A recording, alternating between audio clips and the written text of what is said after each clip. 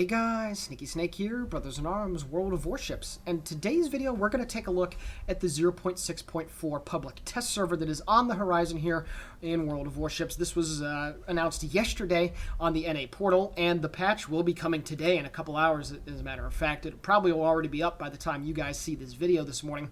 And the first session lasts from the 6th through the 12th of April, and then the second iteration of the PTS, sometimes they do that, goes from the 12th through the 17th. So you won't see the French cruisers until more or less at the end of the month, but that is a-okay. There's actually quite a few changes that happened with 0.6.3.1. That little mini patch, so to speak, happened yesterday on the 5th of April, and I want to talk to you about that, and then of course the big changes that will be coming with the new PTS. Now of course it must always be mentioned beforehand that if you do participate, you do get some signal flags, you get some camouflage, and then you get some premium time, at least a day, if you're able to amass 8,000 base XP on the test server. And then, of course, you can play ships that you've never played before, try different lines, try different builds. It's all good stuff, so I highly recommend to check it out. The links to signing up for the public test are in the description below. So, what are the most important things here? Well, after a bit of testing through 0.6.3, it seems that the community contributors and the super testers have felt that some of the French cruisers really do need change. So the first screenshot we're going to look at right now are the list of changes that came with 0.6.3.1. Yes, that is quite a mouthful. So what are the highlights? Well, the most important thing is that the speed boost has been changed from a plus 10 to a plus 15% increase in your engine power. So what this means is that the French cruisers have now finally become those fleet-footed escorts that we're accustomed to. And this starts, of course, with the new patch. And it's something that is actually really, really good for the French cruisers, because a lot of people were complaining that at least the mid-tier ones specifically were just too dang slow, and quite frankly, a lot of the mid-tier cruisers had top speeds of 31 to 33 knots, which is certainly not best in tier. But now, with this new speed boost, it will certainly up the game quite a bit, and I believe the higher tiers, the Saint Louis and the Henry IV, will be able to get close to, or if not mistaken, be able to exceed 40 knots. So that's the kind of speed that I think people were looking for. Also, if you go with the premium or the free option, the recharge time has been reduced from 2 minutes to 90 seconds for the premium, and from 3 minutes to 2 minutes for the free option, so that's always good stuff. However, there's also a list of changes here for reload times on the tiers 3 through 6. The most striking ones, of course, are the Emile Bertin. At tier 5, the reload increased from 7.5 to 12 seconds, and the La Galissonière from 7.5 to 10 seconds. So some of these mid-tier, early mid-ish tier French cruisers have seen significant reductions in their DPM. I guess they must have been performing too good, as per the super testers, of course. Kind of caught me off guard there, but hey. Those are changes that have just been released, of course. Other changes, the Algérie gets a slight rotation buff to its main caliber guns from 6 to 7 degrees per second.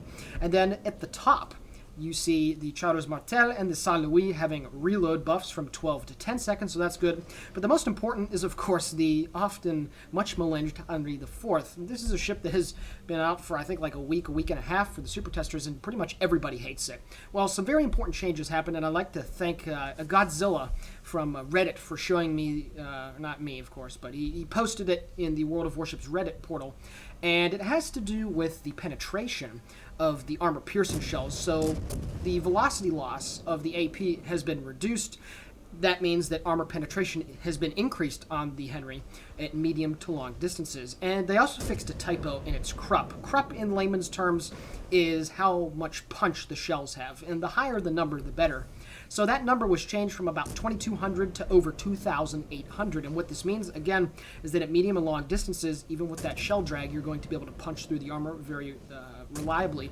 Here's a picture right now of the penetration curves for all tier 10 cruisers. Starting at the top, that thick red line, of course, is the Moskva, and that light blue line that you see just below it is the Henry IV. And you can see on the left the armor penetration in millimeters, and on the bottom is the distance in meters. So then, of course, you have to multiply that to get to, 500, 1,000, 1,500, etc.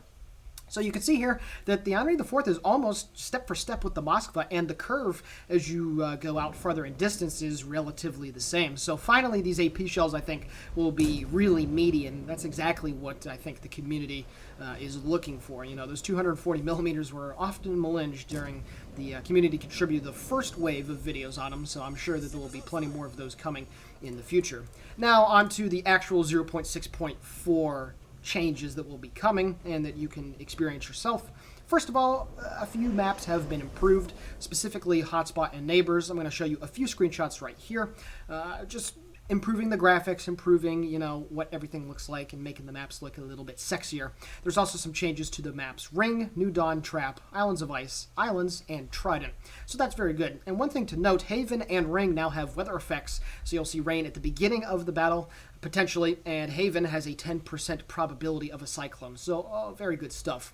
One thing that's also really cool is the new port. Taking a look at this screenshot, somebody asked for it on Reddit about a dry dock port where the ship is, of course, lifted out of the water to be able to do work on the hull and the lower part of the ship and whatnot, and it has been initiated. So Hawaii, the original, the premium port right now, is going to be converted into a standard port, while now the new premium port will be this dry dock. And it's not just the new port, there's also a few little features within it. For instance, the lighting is supposed to be dynamic, and there's also different locations where your ships will be depending on the class of ship that you select. So obviously a destroyer will be in a much smaller dry dock than a cruiser or a battleship, so that's really cool as well. Other things with 0.6.4 include the exteriors of all of the tier 10 ships, or at least most of them have been significantly improved. Gearing, Des Moines, Hindenburg, Hakuryu, the majority of all those ships have been, you know, updated, and now they're they look a lot nicer in the client, so that's really cool. Other things, the user interface, when you press tab to take a look at the leaderboard, they've now extended the amount of characters, to, you know, about 6 or 7. So, you know, when you're trying to hit tab and look up the name of somebody, well, you're going to be able to actually see, because with the clan tags that, you know, when the clans were created, it's very difficult to actually see who the name of the person is. So adding 6 to 7 more characters is really nice. And then they've also added a few more in the post-battle results statistics screen. So again, to be able to see who you're trying to look for, it's a lot easier. So that's it. That's the new changes that are coming. There's really nothing major, but I just wanted to tell you guys about those cool things that are upcoming. And of course, the French cruisers, I think a lot of people are very excited for them, and it's nice to see that at least the high tiers are getting some love. I don't necessarily agree with the tiers 3 through 6 reload nerfs. I really didn't feel that they needed it watching other videos from other CCs, but nonetheless, you're going to have to deal with them. And yeah, that's about it. So, with that being said, Sneaky Snake here for Brothers in Arms World of Warships 0.6.4 public test coming up. Definitely get on that, get your rewards, test out new ships, and see what you like. Thanks for watching. Have a great day. Please like, subscribe, maybe comment on the video. All of it is appreciated. See you later.